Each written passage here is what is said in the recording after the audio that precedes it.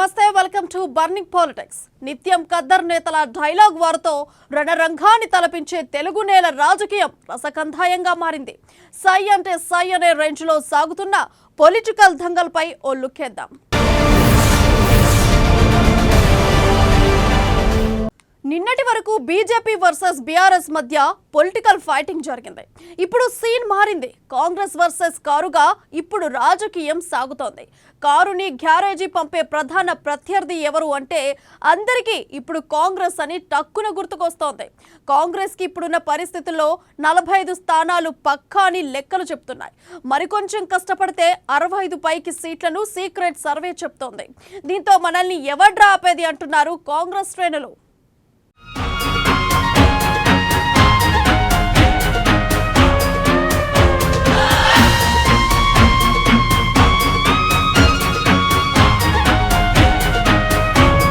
తెలంగాణలో మరో 3 నెలల్లో అసెంబ్లీ ఎన్నికలు.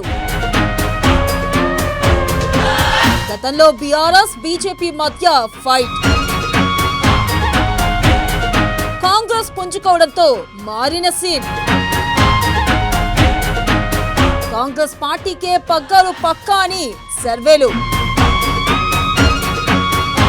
కాంగ్రెస్ కి 45 స్థానాలని చెబుతున్న అంతర్గత సర్వేలు. కష్టపడితే 65 స్థానాలు వస్తాయని వెల్లడి. అభ్యర్థులను ప్రకటించి జోరుగా ప్రచారం. కాంగ్రెస్ కి జై కొడుతున్న తుమ్మల. హస్తం వైపు చూస్తున్న కోమటిరెడ్డి రాజగోపాల్ రెడ్డి. బీసీలకు పెద్దపీట వేస్తున్న కాంగ్రెస్.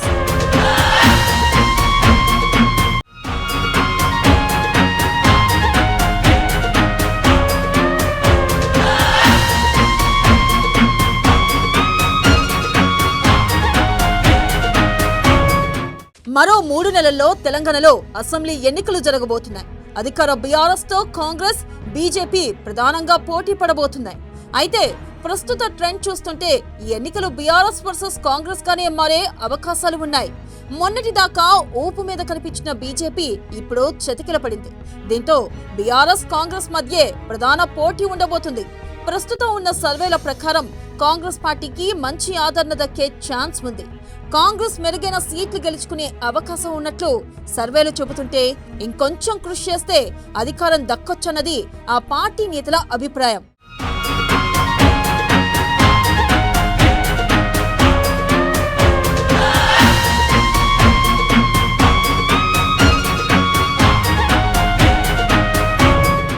కాంగ్రెస్ పార్టీ గతంతో పోలిస్తే ఇప్పుడు పుంజుకుంది. ఇదే హవా ఎన్నికల వరకు కూడా కొనసాగితే సులభంగా 40కి పైగా సీట్లు ఖాయమని కాంగ్రెస్ అంతర్గత సర్వేల్లో తేలింది. అయితే అధికారంలోకి రావాలంటే 60 స్థానాలు కావాలి. అందుకే ఈ అంశంపైనే కాంగ్రెస్ ప్రధానంగా దృష్టి సారించింది. కొంచెం కష్టపడితే 60 కాదు 65 సీట్లు సాధించవచ్చని కాంగ్రెస్ భావిస్తుంది. ఈ అంశంపై కాంగ్రెస్ అంతర్గతంగా చర్చిస్తోంది.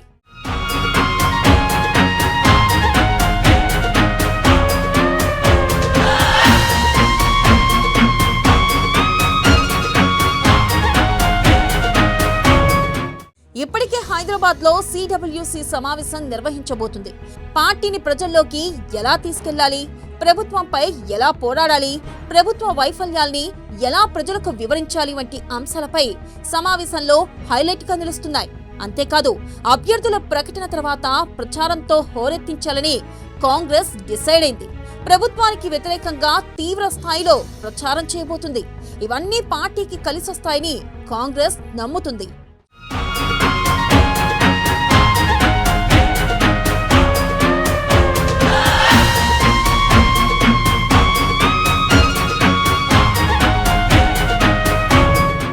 కాంగ్రెస్ పార్టీలోకి ప్రస్తుతం ఇతర పార్టీల నేతలు క్యూ కడుతున్నారు. బీఆర్ఎస్ కు చెందిన కీలక నేత తుమ్మల నాగేశ్వరరావు హస్తానికే జై కొడుతున్నారు. వైఎస్ షర్మిల చేరిక కూడా ఖాయమైంది. గతంలో కాంగ్రెస్ లో కొనసాగిన కోమటిరెడ్డి రాజగోపాల్ రెడ్డి కూడా ప్రస్తుతం కాంగ్రెస్ వైపు చూస్తున్నట్లు తెలుస్తుంది. మరికొందరు నేతలు కూడా కాంగ్రెస్ లో చేరేందుకు ఆసక్తి చూపిస్తున్నారు. ఇదే సమయంలో పార్టీ పథకాలు కూడా కాంగ్రెస్ కు కలిసొచ్చే అవకాశం ఉంది.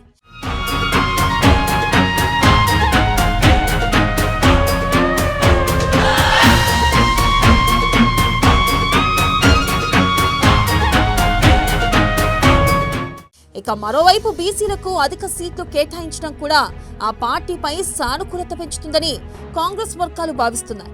ప్రస్తుతం ఉన్న సానుకూల వాతావరణాన్ని మరింత పెంచుకోవడం ద్వారా ఎన్నికల్లో గెలవాలని కాంగ్రెస్ ప్రణాళికలు సిద్ధం చేస్తుంది. సరైన ప్రణాళికతో పూర్తి స్థాయి ఎన్నికల బరిలోకి త్వరలోనే దిగనుంది.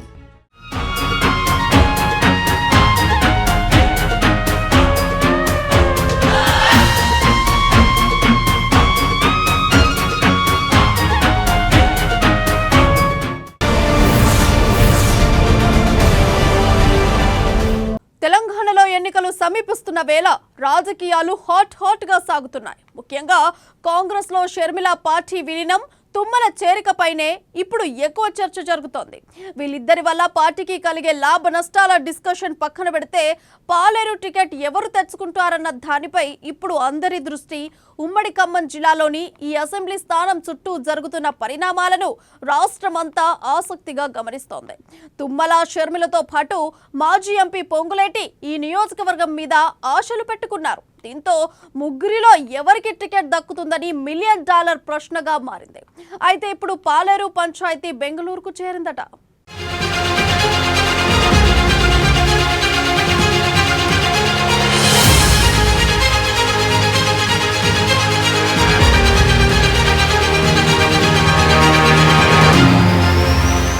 పాలేరు చుట్టూ రాజకీయం. ఒక్క సీటు కోసం ముగ్గురు పోటీ. తుమ్మలను పట్టించుకొని కేసీఆర్, తుమ్మలను హస్తంలోకి ఆహ్వానించిన పొంగులేటి, బట్టి. కాంగ్రెస్ లో వైఎస్ఆర్టీపీ విలీనాని షర్మిల కండిషన్స్. పాలేరు సీటుతో అనుచరులకు ప్రాధాన్యత అడుగుతున్న షర్మిల. బెంగళూరుకు చేరిన పాలేరు సీటు పంచాయతీ. డీకేను డీల్ చేయమన్న అధిష్టానం.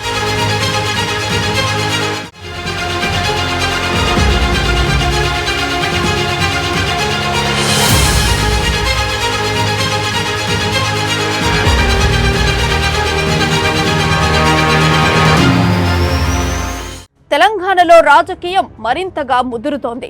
ఒకరికి టికెట్ ఇస్తే ఇంకొకరికి కోపం, మరొకరేమో అసంతృప్తి. ఇలా రకరకాల రాజకీయాలు తెలంగాణలో కొనసాగుతున్నాయి. అసెంబ్లీ ఎన్నికలు దగ్గర పడుతున్న క్రమంలో రాష్ట్ర రాజకీయాల్లో కీలక మార్పులు చోటు చేసుకుంటున్నాయి. ఒకరేమో ఓ పార్టీకి అధ్యక్షురాలు, పాలేరు సీటు నుంచి పోటీ చేస్తానని ప్రకటించారు. ఇప్పుడు కాంగ్రెస్ లో పార్టీ విలీనం కోసం సిద్ధమవుతున్నారు. మరొకరేమో పాలేరు నుంచి పోటీ చేయాలని కాంగ్రెస్ కండువా కప్పుకున్నారు. మరొకరేమో పార్టీలో చేరేందుకు రంగం సిద్ధం చేసుకుంటున్నారు. కానీ పాలేరు సీటుపై మాత్రం కన్నేశారు. సీటు ఒక్కటే, కానీ పోటీకి మాత్రం ముగ్గురు.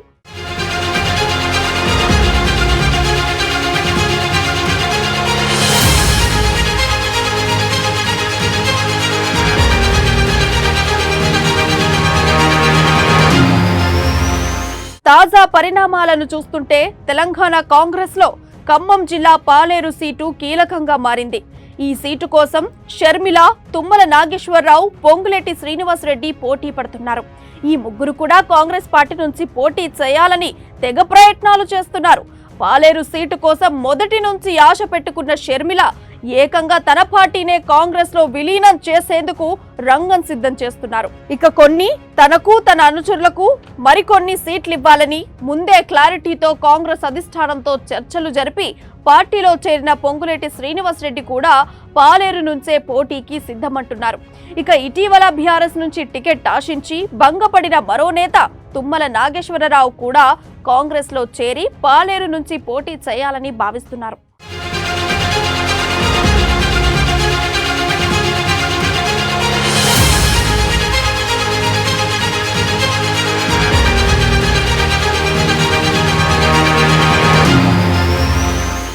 ఈసారి గతంలోని సీన్ రిపీట్ అవుతుందని తుమ్మల ధీమాగా కనిపిస్తుంటే, ఖమ్మంలో తాను ప్రజాప్రతినిధి, అందరి వాడిని, అందుకే తననే గెలిపిస్తారనే కాన్ఫిడెన్స్ తో కనిపిస్తున్నారు పొంగులేటి. ఇక రాజన్న రాజ్యం తెస్తాను, తండ్రి ఆశయాలను తిరిగి నెలకొల్పుతాను, తనను ఆదరించండి అని ముందుకొచ్చారు వైఎస్ షర్మిల. ఈ ముగ్గురు కాంగ్రెస్ పార్టీకి మద్దతిస్తూ చేస్తున్న వ్యాఖ్యలు సర్వత్రా ఆసక్తి రేపుతున్నా అందరికీ ఎదురవుతున్న ప్రధాన సమస్య తాము ఆశిస్తోన్న నియోజకవర్గం పాలేరు.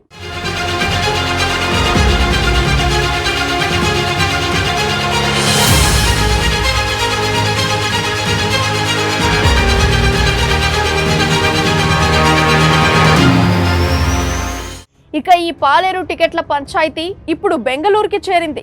తెలంగాణ రాజకీయాల్లో కీలకంగా మారిన డీకే శివకుమార్ దగ్గరికి పాలేరు పంచాయతీ చేరింది. అటు షర్మిల ఇటు తుమ్మలతో వరుస భేటీలతో డీకే శివకుమార్ బిజీ అయ్యారు. ఇంతకీ పాలేరు టికెట్ను ఎవరికిస్తారనే దానిపైనే సస్పెన్స్ కొనసాగుతోంది. ఓవైపు షర్మిల డీకే సమావేశమై పాలేరు విషయంపై స్పష్టత కోసం ప్రయత్నిస్తున్నారు. మరోవైపు టీపీసీసీ చీఫ్ రేవంత్ రెడ్డి తుమ్మల నాగేశ్వరరావును కాంగ్రెస్ పార్టీలోకి ఆహ్వానించారు. అయితే పాలేరుపై స్పష్టమైన హామీ ఇవ్వాలని కోరడంతో ఏకంగా ఈ పంచాయతీ డీకే దగ్గరికి చేరింది. ఆయనతో రేవంత్ తుమ్మల భేటీ తర్వాత దీనిపై అధిష్టానంతో మాట్లాడే అవకాశం ఉంది. ఆ తర్వాతే తుమ్మలకు స్పష్టమైన హామీ ఇచ్చే ఛాన్స్ ఉంది. ఇక పాలేరుపై క్లారిటీ వస్తే తుమ్మల త్వరలో కాంగ్రెస్ తీర్థం పుచ్చుకోనున్నట్లు తెలుస్తోంది. అయితే పాలేరు సీటు కోసం ముగ్గురి ప్రయత్నాలు ఏ మేరకు ఫలిస్తాయో వేచి చూడాలి మరి.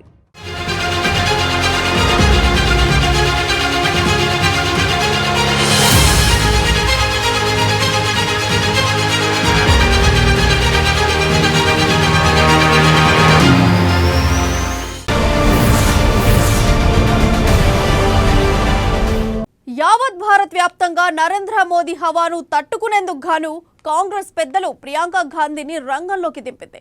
ప్రియాంక వస్తే ఇందిరాగాంధీ నాటిన పాత రోజులు వస్తాయని కాంగ్రెస్ గట్టిగా నమ్ముతోంది. కాగా గాంధీ ఫ్యామిలీకి లేడీస్ సెంటిమెంట్ ఎక్కువగా ఉంది.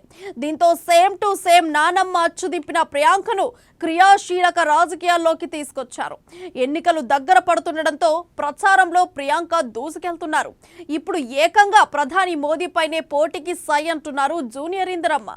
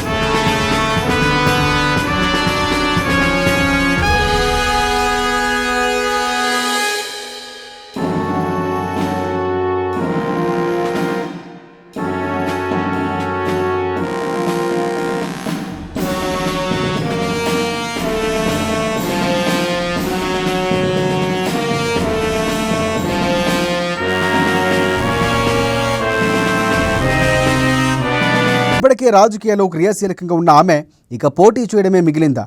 ఇప్పుడు ఇవే ప్రశ్నలు కాంగ్రెస్ పార్టీ శ్రేణులతో పాటు దేశవ్యాప్తంగా చర్చనీయాంశంగా మారాయి. ఎన్నికల్లో పోటీ చేయడానికి ప్రియాంకకు అన్ని అర్హతలు, అనుభవం ఉందంటూ ఆమె భర్త రాబర్ట్ వాద్రా చేసిన కామెంట్స్ ఇప్పుడు తాజాగా చర్చకు ఊతమిచ్చాయి.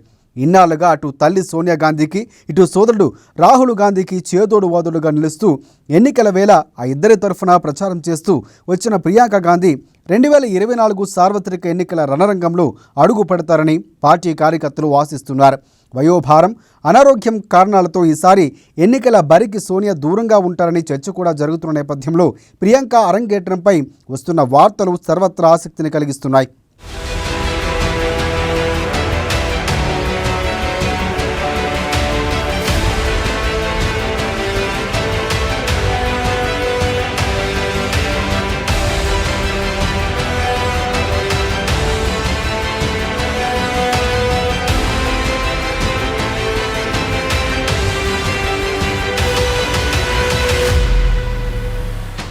ప్రియాంక గాంధీ ఎన్నికల్లో పోటీపై 2019లోనే పెద్ద చర్చ జరిగింది.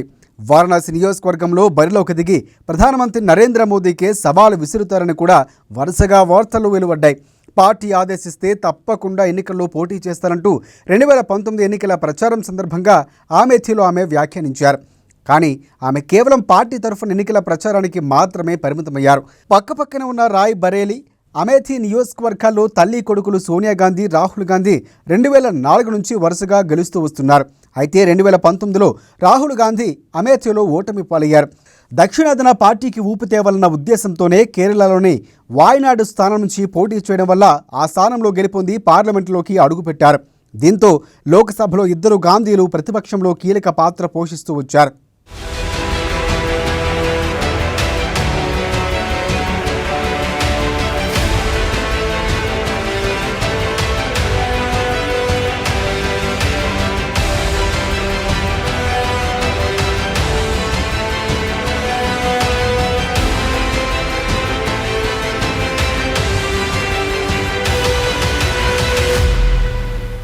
అయితే ఈసారి సోనియా గాంధీ లోక్సభ ఎన్నికల్లో పోటీకి దూరంగా ఉంటారని పార్టీ వర్గాలు భావిస్తున్నాయి. ఈ తరుణంలో ఆమె స్థానంలో కుమార్తె ప్రియాంక ఎన్నికల రణక్షేత్రంలోకి అడుగుపెట్టాలంటూ కూడా పార్టీ నేతలు, కార్యకర్తల నుంచి తీవ్రమైన డిమాండ్ ఉంది. ఆరోగ్యం సహకరిస్తే సోనియా గాంధీని పెద్దల సభకై పంపించవచ్చని, ప్రియాంక పోటీ చేస్తే కాంగ్రెస్ పార్టీ క్రేజ్ మరింత పెరుగుతుందని పార్టీ శ్రేణులు భావిస్తున్నారు. ఇక రాజకీయాల్లో పలుకుబడి కలిగిన కుటుంబం నుంచి ఒకరి కంటే ఎక్కువ మంది ఉన్నారంటే పవర్ సెంటర్లకు ఆస్కారం ఏర్పడుతుంది. కాంగ్రెస్లో సోనియా గాంధీ 2019 వరకు క్రియాశీలకంగా వ్యవహరిస్తూ పార్టీలో గాంధీ పరివారంతో పవర్ సెంటర్గా నిలిచారు. 2019 ఎన్నికల సమయంలో బాధ్యతలు రాహుల్ గాంధీకి అప్పగించినప్పటికీ పూర్తి స్వేచ్ఛ ఇవ్వలేదనే టాక్ కూడా వినిపించింది. యువత నాయకత్వాన్ని ప్రోత్సహించాలన్న తన ఆలోచనలు దశాబ్దాలుగా పార్టీలో పాతుకుపోయిన పాతతరం నేతలు అమలు చేయటం లేదని రాహుల్ అసంతృప్తి వ్యక్తం చేసినట్లు కూడా తెలుస్తోంది.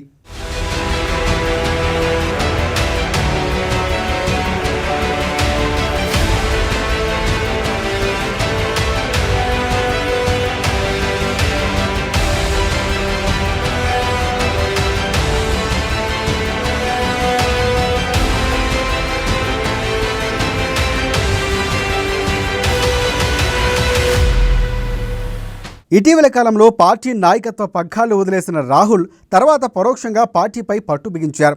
పాతతరం నేతలకు పొగపెట్టారు. 23 మంది నేతలు G23గా మారి సోనియా గాంధీకి లేఖ రాయడం వెనుక రాహుల్ దూకుడే కారణమన్న విషయం కూడా తెలిసిందే. తర్వాతి క్రమంలో కన్యాకుమారి నుంచి కశ్మీర్ వరకు 4080 కిలోమీటర్ల మేర భారత జోడో పేరుతో చేపట్టిన పాదయాత్ర పార్టీ శ్రేణుల్లో సరికొత్త ఉత్సాహాన్ని నింపే. రాహుల్ గాంధీ రాజకీయాలను ఆటవిడుపుగా చూస్తారని, ఆయనకు పరిణితి లేదని ప్రత్యర్థులు చేస్తున్న ప్రచారం ముద్రను ఈ పాదయాత్ర ద్వారా కొంతవరకు చెరిపేసుకోగలిగారు. తొలుత ప్రధాని అభ్యర్థిగా సొంత పార్టీలోనే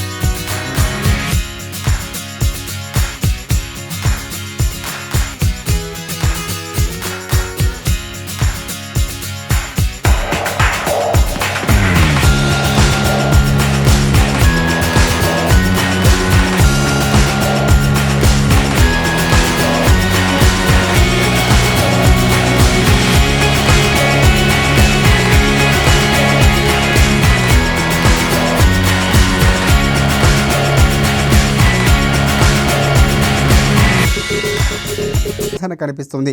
ప్రజలు ఆమెలో ఉక్కు మహిళగా పేరు పొందిన మాజీ ప్రధాని ఇందిరాగాంధీని చూస్తున్నారు. చూడ్డానికి మాత్రమే కాదు, వేష భాషలు, మాట్లాడే తీరు కూడా నాన్నమ్మను తలపించేలా ఉంటాయి. ఈ మధ్యనే జరిగిన హిమాచల్, కర్ణాటక రాష్ట్రాల అసెంబ్లీ ఎన్నికల్లో ప్రియాంక ప్రచారం నిర్వహించింది. హిమాచల్ ప్రదేశ్లో ఎన్నికల ప్రచారానికి బాధ్యత వహించి అక్కడ పార్టీకి విజయాన్ని అందించడంలో కీలకంగా వ్యవహరించారామె.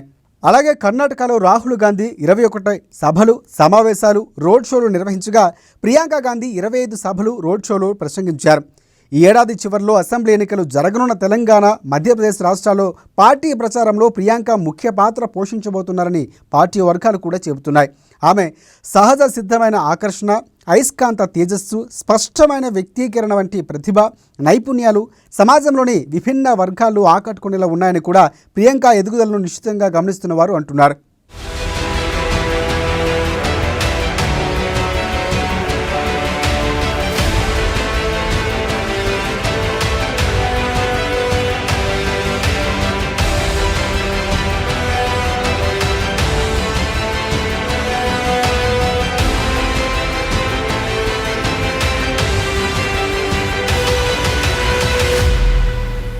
ఇక ప్రియాంక గాంధీ పోటీ గురించి రాబర్ట్ వాద్రా చేసిన ప్రకటనపైనే కాంగ్రెస్ ఇంకా స్పందించలేదు. అయితే ప్రియాంక రాబోయే లోక్సభ ఎన్నికల్లో ప్రధాని నరేంద్ర మోదీ నియోజకవర్గం వారణాసి నుంచి పోటీ చేస్తే ఆమె నిస్సందేహంగా విజయం సాధిస్తుందని శివసేన నేత సంజయ్ రౌత్ అన్నారు.